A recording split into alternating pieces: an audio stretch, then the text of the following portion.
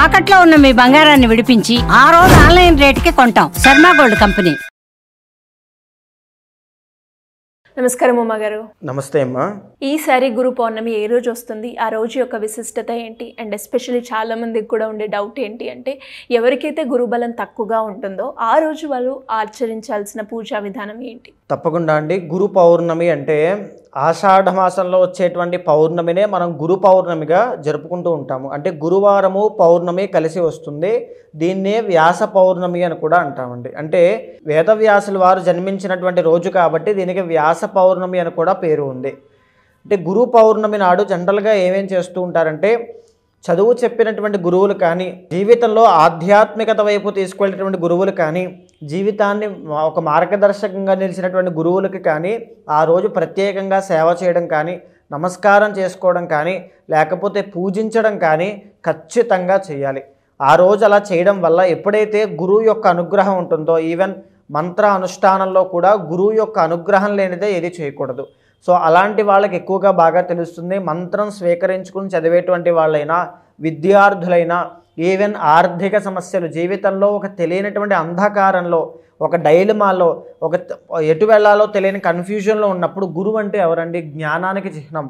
అంటే ఒక మార్గానికి అయిన ఒక చిహ్నము. సో మనకి ఏ దిక్కుతోచని పరిస్థితిలో ఉన్నప్పుడు, ఎటు వెళ్ళాలో తెలియని అంధకార పరిస్థితిలో ఉన్నప్పుడు గురు పౌర్ణమి తిథిని సద్వినియోగం చేసుకోవడం అనేటువంటి ఒక మార్గదర్శకంగా మారుతుంది.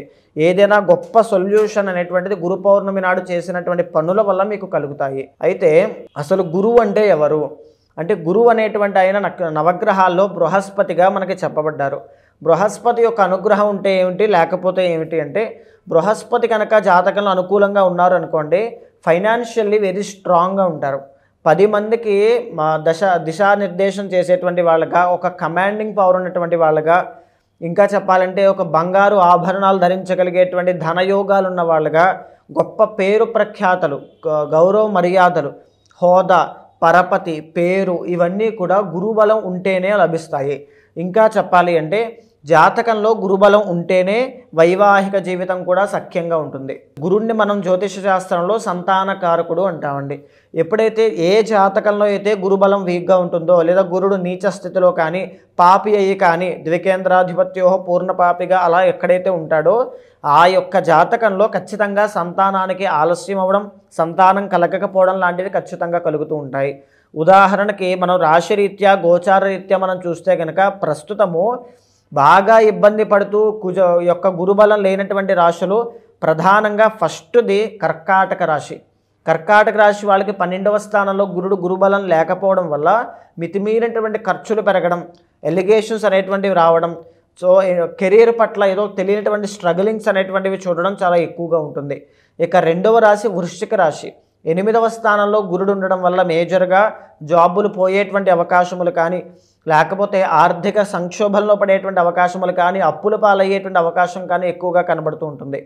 తరువాత అలాగే మకర రాశి వాళ్ళకి ఏలినాటి శని వెళ్ళిపోయింది కదా అనేటువంటి ఆలోచనతో ప్రశాంతంగా ఉన్నటువంటి వాళ్ళకి గురుబలం తగ్గడం వల్ల ఆర్థిక ఇబ్బందులు, ఎస్పెషల్లీ ఉద్యోగం చేసే వాళ్ళకి ఉద్యోగ విషయంలో ఇబ్బందులు ఖచ్చితంగా వాళ్ళు చూస్తున్నారు ఈ 3 రాశుల వాళ్ళు. ఇదే కాకుండా మీనరాశి వాళ్ళకి గురుబలం లేదు, మేషరాశి వాళ్ళకి గురుబలం లేదు. ఇలాంటి వాళ్ళందరికీ కూడా మేజర్గా నేను చెప్పినటువంటి ఫస్ట్ 3 రాశులు, మకర రాశి, వృశ్చిక రాశి, కర్కాటక రాశి, జాబ్ పరంగా ఎటువంటి చేంజెస్ కూడా చేయొద్దు. సో ఇక్కడ ఏంటి అంటే, ఇదే కాకుండా జాతకంలో పర్సనల్ చార్ట్లో కూడా గురుబలం పెరగాలి అన్నా, గురుదోషం ఏవైనా ఉన్నా సరే ఆయన యొక్క బలాన్ని పెంచుకోవడానికి అద్భుతమైనటువంటి రోజు గురు పౌర్ణమి. అంటే ఆ రోజు చేయాల్సిన పూజలు ఏంటి? ఏమైనా పూజలు చేయాలా, లేదంటే వ్రతం చేయాలంటారా? ఏం చేయాలి? తప్పకుండా అండి. అంటే ప్రత్యేకించి ఆ రోజున కనుక ఎవరైనా సత్యనారాయణ స్వామి యొక్క వ్రతం చేసుకుంటే కనుక ఇంట్లో అష్ట దరిద్రములు ఏమున్నా, ఏ దరిద్రం ఉన్నా, ఇంట్లో నెగిటివ్ ఎనర్జీ ఉన్నా అవన్నీ క్లియర్ అయిపోతాయి. ఇక 2వది ఎస్పెషల్లీ మనము బృహస్పతి యొక్క బలం పెరగాలి, మన యొక్క పేరు పెరగాలి, మన ఆదాయం పెరగాలనుకునేటువంటి వాళ్ళైతే శ్రీ రుద్ర హోమము అనేటువంటిది చేయించాలి. అంటే చండీ సహిత రుద్ర హోమము. దీనివల్ల ఏంటి అంటే గురుడికి అధిపతి శివుడు అండి, పరమేశ్వరుడు.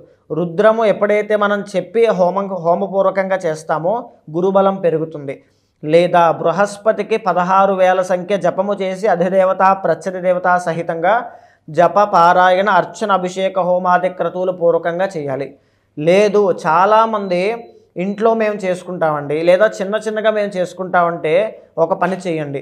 పౌర్ణమి ముందు రోజు రాత్రి మీ ఇంటి దగ్గర మీ ఇంట్లో ఉన్నటువంటి బంగారంలో ఎంతో కొంత బంగారం ఒక బింది నీళ్ళల్లో రాగి బింది కానీ ఏదైనా ఒక బింది నీళ్ళల్లో వేసి అది రాత్రంతా అలా ఉంచి ఆ యొక్క నమస్కారం చేసుకోండి. ఈ యొక్క నీళ్లతో నేను రేపు స్వామికి శివుడికి అభిషేకం చేయబోతున్నాను సువర్ణ జలంతో. నాకున్నటువంటి దరిద్రం కానీ అప్పులు కానీ రుణబాధలు కానీ గురుబలం పెరిగి అన్నీ కూడా సవ్యంగా జరగాలని మనసులో సంకల్పించుకుని ఆ బంగారం పొద్దున్న భద్రపరుచుకుని ఆ నీళ్లతో శివుడికి కనుక అభిషేకం చేసినట్లయితే గురుబలము అనేటువంటిది చాలా బాగా పెరుగుతుంది.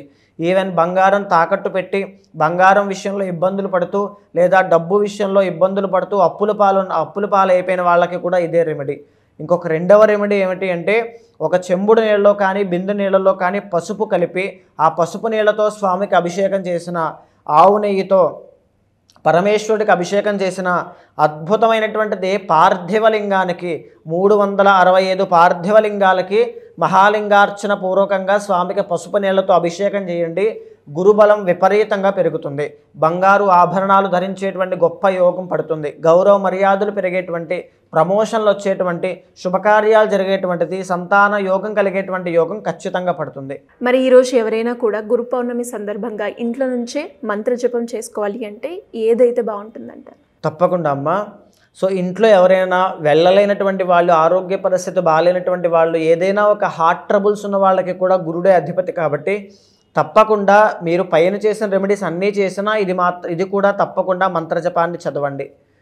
సో ఇప్పుడు నేను చదువుతూ ఉంటాను, అది మీరు సేవ్ చేసుకొని ఖచ్చితంగా దాన్ని రిపీటెడ్గా 108 సార్లు జపం చేయండి.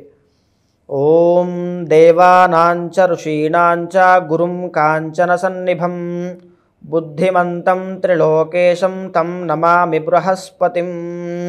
ఇది 108 సార్లు ఎవరైతే చదువుతారో గురుబలం ఖచ్చితంగా పెరుగుతుంది. 108 సార్లు చదవలేనటువంటి వాళ్ళు 16 సార్లైనా ఖచ్చితంగా చదవాలి. ఈవెన్ వీలైతే కనుక గురువారం నాడు కేజింపావు శనగలు దానంగా ఇచ్చిన, కుక్కలకి ఆహారం పెట్టినా గురుబలం విపరీతంగా పెరుగుతుంది. ఖచ్చితంగా చేయండి. థ్యాంక్ యూ ఉమా గారు. Thank you so much. నమస్తే అమ్మా.